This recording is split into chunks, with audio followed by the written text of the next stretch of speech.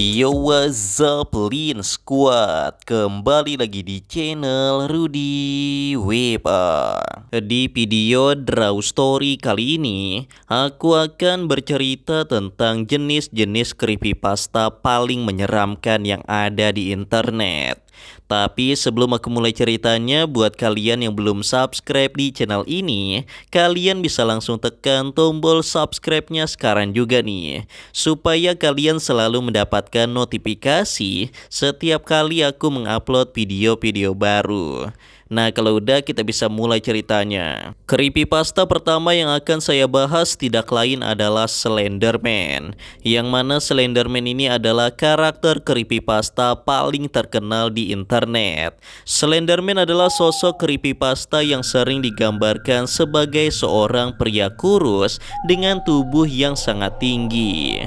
Ia selalu mengenakan jas berwarna hitam, dan ia juga memiliki kepala putih yang rata tanpa ada wajah ataupun rambut. Selain itu, Slenderman juga bisa mengeluarkan tentakel hitam panjang dari belakang tubuhnya yang biasa ia gunakan untuk menangkap korbannya. Konon katanya Slenderman sering menangkap dan menculik anak-anak kecil atau anak remaja perempuan yang sering bermain di dekat hutan. Dan semua korban yang sudah dia culik maka tidak akan pernah bisa ditemukan lagi sampai kapanpun. Kemudian karakter creepypasta yang kedua adalah Laughing Jack. Ia digambarkan sebagai seorang badut dengan kostum berwarna hitam putih. Konon katanya dulu badut ini memiliki warna, namun karena sudah sepenuhnya menjadi iblis, Laughing Jack kehilangan semua warnanya. Yang dulunya dia bertugas untuk menghibur anak-anak, kini Laughing Jack berubah menjadi psikopat yang meneror anak-anak tersebut. Dari cerita originalnya dikatakan Laughing Jack adalah sejenis entitas yang berasal dari luar angkasa, dan dia dikirim ke bumi dengan bentuk badut lucu. Laughing Jack bertugas sebagai teman dan pendamping anak-anak yang kesepian, terutama anak-anak yang diasingkan. Namun karena suatu tragedi, Laughing Jack akhirnya terjebak lama di dalam sebuah kotak, dan dia perlahan menjadi iblis yang suka menyiksa anak-anak kecil. Rata-rata korban dari Laughing Jack berusia 12 tahun ke bawah, sedangkan orang dewasa tidak akan bisa melihat keberadaan makhluk ini. Jadi mirip seperti hantu yang hanya bisa dilihat oleh anak-anak saja. Karakter creepypasta selanjutnya adalah Hoodie. Hoodie adalah makhluk humanoid yang memiliki tinggi badan sekitar 165 cm. Sesuai dengan namanya, karakter ini digambarkan selalu mengenakan hoodie yang berwarna kuning.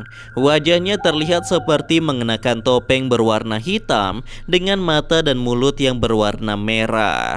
Namun sebenarnya itu bukanlah topeng. Hoodie memang memiliki tubuh yang berwarna hitam pekat.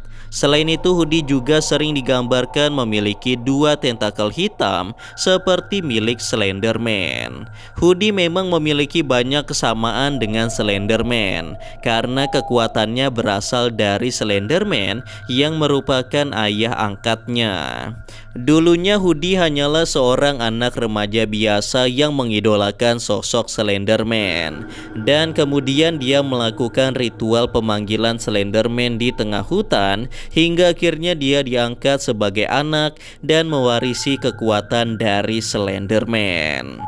Karakter selanjutnya adalah Jeb dan Jane the Killer, pasangan psikopat dengan julukan yang sama, yaitu The Killer atau Sang Pembunuh.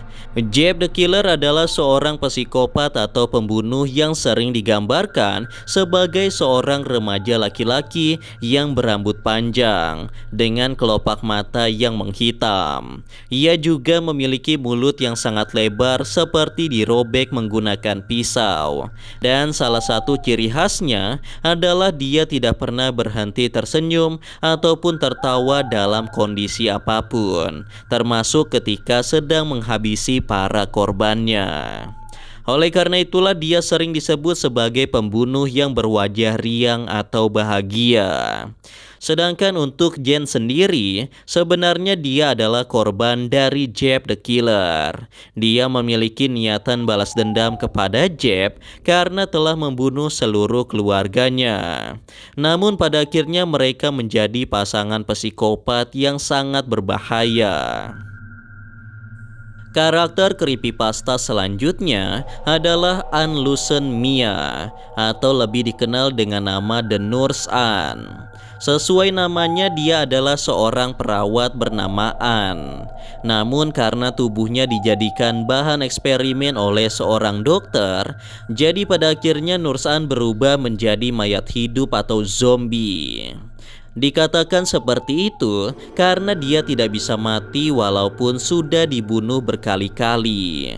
Itulah mengapa The Nurse Anne disebut sebagai karakter creepypasta wanita yang paling menakutkan dan berbahaya.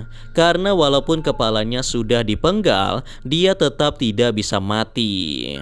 Kalian bisa bayangkan sendiri saat sedang dirawat di rumah sakit, dan ternyata perawatnya adalah The Nurse Anne.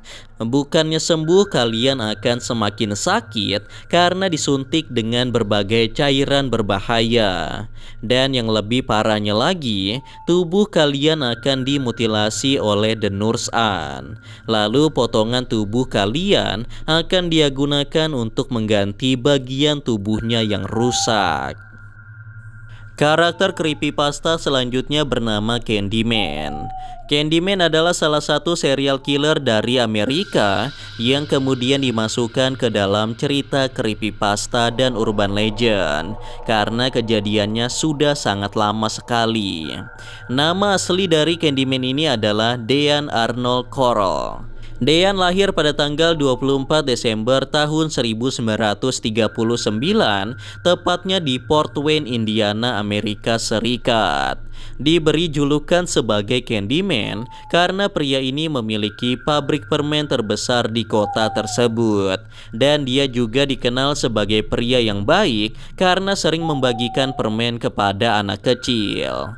Namun anak-anak yang tinggal di wilayah Amerika Serikat sejak kecil selalu diberitahu orang tuanya agar tidak menerima permen dari orang asing.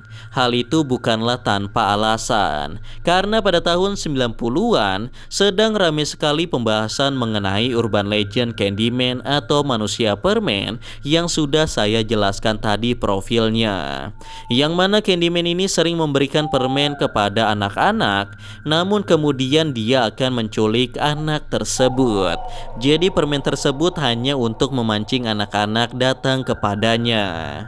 Tidak ada motif apapun di balik penculikan dari Candyman. Candyman hanya ingin memuaskan hasrat psikopatnya saja karena memang dia memiliki penyakit mental. Karakter creepypasta yang akan saya bahas selanjutnya adalah X-Virus. Ia merupakan salah satu karakter creepypasta yang paling berbahaya karena X-Virus bisa membunuh korbannya tanpa menyentuh korbannya tersebut. Hal itu dikarenakan kemampuannya yang sangat jenius di bidang sains. X-Virus digambarkan sebagai seorang pria dengan ukuran tubuh yang normal. Dia selalu mengenakan hoodie berwarna hitam dan celana jeans berwarna biru. Selain itu, X-Virus juga mengenakan masker gas dan kacamata bulat berwarna biru. Sesuai namanya, X-Virus ini memiliki senjata berupa virus mematikan dan juga zat-zat berbahaya yang selalu dia bawa di dalam tasnya. Dan X-Virus juga sering membawa senjata fisik berupa pukulan baseball yang ujungnya sudah ditancapkan paku. Walaupun sering membunuh korbannya dengan virus, dia juga senang menyiksa para korbannya yang sekarat menggunakan pukulan baseball tersebut. Karakter creepypasta selanjutnya adalah Zero. Zero merupakan karakter creepypasta yang cukup unik karena berkaitan dengan kepribadian ganda, yang mana dia digambarkan sebagai wanita normal. Namun saat kepribadian gandanya mengambil alih tubuhnya, maka wanita itu akan berubah menjadi sosok psikopat yang sangat kuat, yaitu Zero. Berawal dari seorang gadis kecil yang memiliki teman imajinasi, yang ternyata itu bukanlah imajinasinya. Sosok tersebut ternyata merupakan energi jahat dan secara perlahan mengubahnya menjadi seorang psikopat berdarah dingin. Saat siang hari dia akan menjadi anak gadis biasa dan berbaur dengan teman-teman sebayanya. Namun saat malam hari, tubuhnya akan diambil alih oleh kepribadiannya yang lain, yaitu Zero. Dan dia akan mencari korban untuk memuaskan hasrat membunuhnya atau hasrat psikopatnya. Karakter creepypasta selanjutnya adalah Maski, atau dalam bahasa Indonesia disebut juga sebagai pria bertopeng. Maski ini sebenarnya hampir sama seperti Hoodie, yang mana dia adalah anak angkat dari Slenderman, sehingga mereka memiliki kekuatan mistis dari Slenderman. Namun bedanya Maski lebih terlihat seperti manusia normal daripada si Hoodie. Maski sendiri digambarkan seperti anak remaja karena usianya memang masih muda. Meski begitu, kekuatan Maski tidak bisa diremehkan karena Maski memiliki kemampuan untuk memanipulasi pikiran manusia, dan dengan mudah Maski dapat membuat para korbannya menjadi pengikutnya Maski. Dengan begitu, Maski memiliki banyak sekali anak buah yang selalu menuruti perintahnya, dan Maski bisa melakukan kejahatan tanpa perlu turun tangan secara langsung. Kalau diperhatikan, semua anak buahnya juga menggunakan topeng, entah untuk menutupi identitasnya atau untuk memberikan kesan creepy kepada para korban yang akan dia bunuh. Karakter creepypasta terseram yang terakhir adalah Openderman. Openderman merupakan karakter pria tinggi kurus yang tidak memiliki wajah. Kalau dilihat sekilas mungkin sosok ini sangat mirip dengan Slenderman. Namun itu sangatlah wajar karena dari situs yang saya baca, ternyata Openderman ini adalah saudara tiri dari Slenderman. Meski begitu, terdapat banyak perbedaannya juga. Misalnya seperti Openderman yang memiliki mulut dan gigi taring, sedangkan wajah Slenderman benar-benar rata tanpa ada mulut, mata ataupun hidung. Perbedaan lainnya dari segi pakaian. Openderman memiliki pakaian yang lebih terbuka dan terlihat seperti pria berotot. Dia juga menggunakan topi dan selalu membawa bunga mawar. Selain itu, Openderman juga memiliki tentakel panjang. Namun bedanya, tentakel milik Openderman memiliki warna putih dan jumlahnya juga sangat banyak. Openderman memiliki julukan sebagai playboy karena korbannya adalah para wanita muda yang cantik dan seksi. Nah, itulah tadi cerita tentang jenis-jenis creepypasta paling seram yang ada di internet. Dan perlu saya tegaskan kepada kalian semua bahwa cerita di video ini hanyalah sebuah cerita fiksi, yang berarti semua karakter creepypasta yang saya bahas tidak ada di dunia nyata. Namun seperti biasa, percaya atau tidak itu tergantung pada diri kalian masing-masing. Karena video ini hanya bertujuan untuk hiburan semata dan untuk menambah wawasan kita semua tentang cerita-cerita menyeramkan yang ada di seluruh dunia.